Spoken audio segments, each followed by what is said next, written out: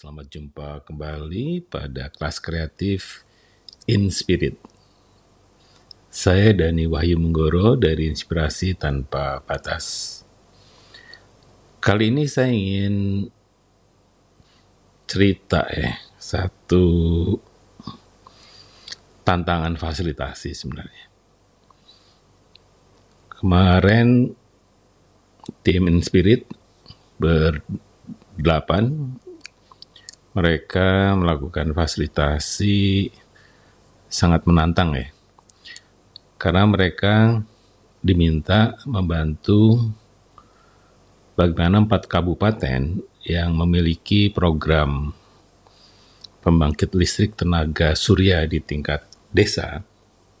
Mereka harus melakukan sebuah workshop yang isinya sebenarnya adalah bagaimana mengelola PLTS itu di desa. Jadi tantangan dari pembangkit listrik tenaga surya itu adalah 8 tahun kemudian setelah dibangun, itu kan aki atau pembangkit utamanya itu harus diganti, dan harga aki itu termasuk yang paling mahal untuk PLTS gitu. Jadi tantangannya adalah bagaimana membangun komitmen untuk melanjutkan apa yang sudah dibangun gitu.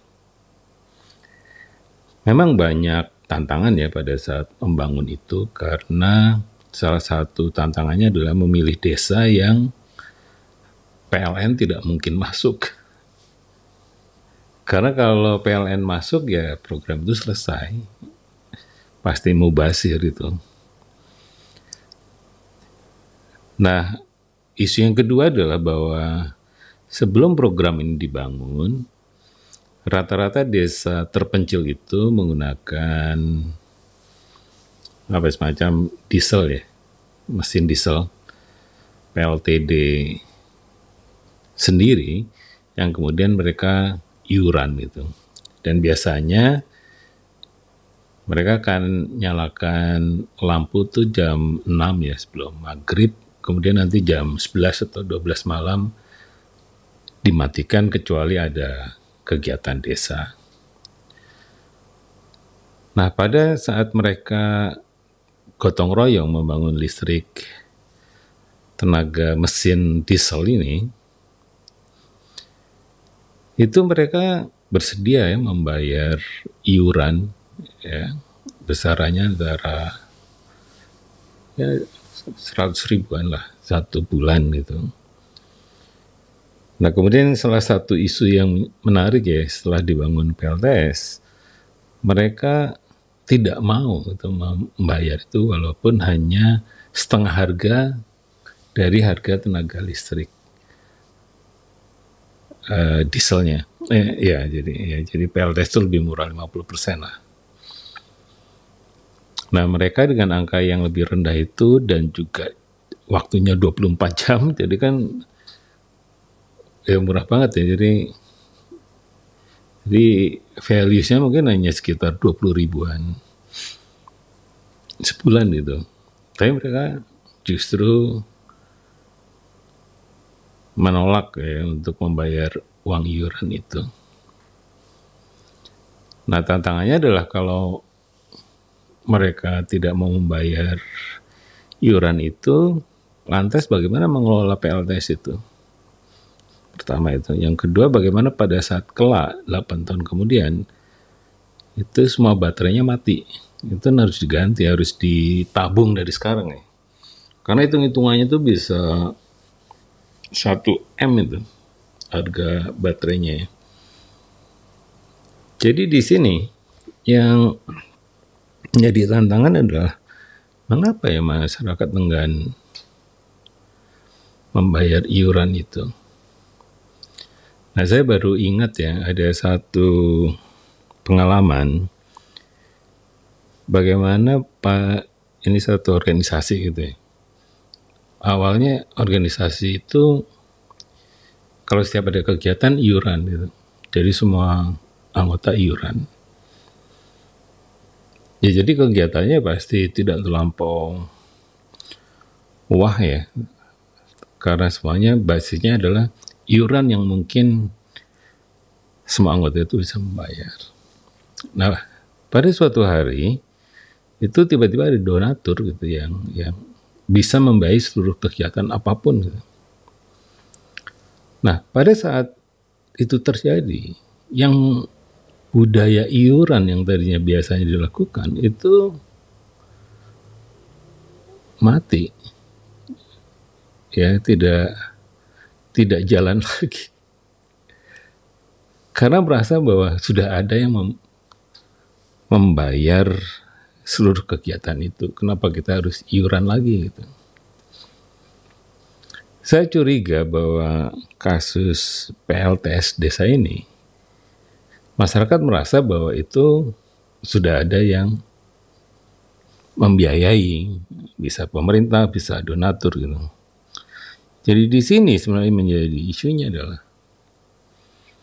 di dalam sebuah masyarakat, gotong royong itu terjadi memang pada saat semua orang merasakan bahwa itu miliknya gitu. Nah, ketika menjadi milik seseorang, maka orang juga enggan untuk membayar iuran itu karena merasa sudah ada yang membiayai. Nah, jadi tim InSpirit kemarin mencoba ya merangkai proses yang memungkinkan terjadi resolusi lah antara Pemda, kontraktor, mungkin juga penyuluh dan juga perwakilan warga itu bisa ngobrol tentang bagaimana memecahkan tantangan keberlanjutan dari PLTS di desa. Itu yang pertama. Nah, kemudian yang kedua sebenarnya belum terjadi, hanya sedang di dalam perancangan ya, meskipun udah ada dialog dengan klien gitu. Tapi intinya adalah ada sebuah organisasi yang telah melakukan investasi melatih seluruh stafnya dengan vibrant facilitation. Asumsinya ketika mereka di-upgrade ya via vibrant facilitation, maka organisasi ini akan menjadi organisasi yang kreatif. Tetapi setelah berjalan 2 tahun ya, dirasakan bahwa hanya 30% yang mengaplikasikan vibrant pada setiap kegiatan dan programnya. Jadi pertanyaannya adalah bagaimana ya supaya bisalah lebih dari 50-70% yang bersedia sebenarnya mengembangkan organisasi menjadi organisasi yang vibrant. Nah, pertanyaan saya sebenarnya adalah bagaimana vibrant itu bisa diadopsi oleh organisasi ini. Jadi saya penasaran apa sih tantangannya gitu untuk mengamalkan vibrant ini gitu. Nah, kalau ini bisa dipenuhi, bisa dijawab, maka kita bisa urai bagaimana caranya mengatasi tantangan itu. Nah, yang kedua sebenarnya adalah apakah organisasi ini juga memberikan ruang gitu, atau ada standarnya gitu untuk melakukan kegiatan harus vibrant gitu. Jadi kalau toh mereka tidak perlu vibrant dan tetap dibayar ya oleh organisasi, maka apa insentifnya gitu kalau melakukan sesuatu dengan vibrant? Jadi di sini ingin juga apakah ada manajemen ya, ada peran manajemen untuk memastikan bahwa semua kegiatan itu harus vibrant. Yang ketiga pertanyaannya adalah bagaimana caranya secara minimal ke depan mereka berkontribusi untuk membuat organisasinya menjadi organisasi yang vibrant, sekecil apapun itu. Atau apa usulan mereka supaya vibrant ini bisa dilakukan di organisasi mereka. Nah itu yang bagian yang pertama tuh. Jadi yang pertama adalah gimana ya membuat organisasi vibrant. Nah kemudian yang kedua adalah bagaimana sebenarnya organisasi itu tidak berhenti pada struktur atau pada apa ya kalau bahasa itu pada juklak dan juknisnya, tapi bisa melampaui juklak dan juknis. Ini juga satu yang menarik kan. Intinya adalah bahwa organisasi ingin semua stafnya bekerja melampaui batas minimum atau optimum ya dari kapasitasnya gitu. Karena kalau hanya melakukan sesuai dengan time sheet dan sebagainya, ini tidak akan membawa kemana-mana organisasi ini. Ya akan menjadi organisasi yang baik-baik saja, tapi juga tidak baik-baik saja karena situasinya tidak membantu organisasi ini tumbuh berkelanjutan gitu. Selama ada proyek dan semuanya bisa dicari uangnya ya bisa jadi ini aman gitu. Tapi ketika isunya membesar, itu kan membutuhkan resource yang lebih besar. Dan selama masih bisa dipenuhi dengan model yang sekarang ya bisa jadi nggak apa-apa. Tapi kalau tidak bisa, itu kan memang harus membangun ekosistem organisasi yang memastikan bahwa tujuan-tujuan mulia dari organisasi ini bisa dicapai. Jadi ini yang sedang difikirkan ya, saya masih memikirkan 1-2 hari ini, mudah-mudahan nanti pada waktunya bisa membantu organisasi ini lebih vibrant.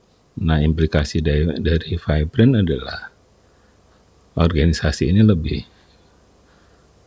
produktif sebenarnya. Dan akibatnya relevansi dari organisasi ini bisa tetap tinggi. Jadi itu saja kelas kreatif kali ini adalah satu tadi. Ya kita membicarakan tentang bagaimana sebenarnya membantu membangun resolusi ya supaya tantangan-tantangan klasikal di dalam pengelolaan proyek itu bisa berkelanjutan, sama isunya berkelanjutan sebenarnya yang ini juga sama organisasi bagus, besar, tapi dirasakan ada stagnasi gitu. Nah stagnasi ini harusnya dikembalikan untuk menjadi organisasi yang vibrant dan kedua organisasi yang melampaui harapan dari semua. Itu saja, jadi sampai jumpa pada edisi berikutnya.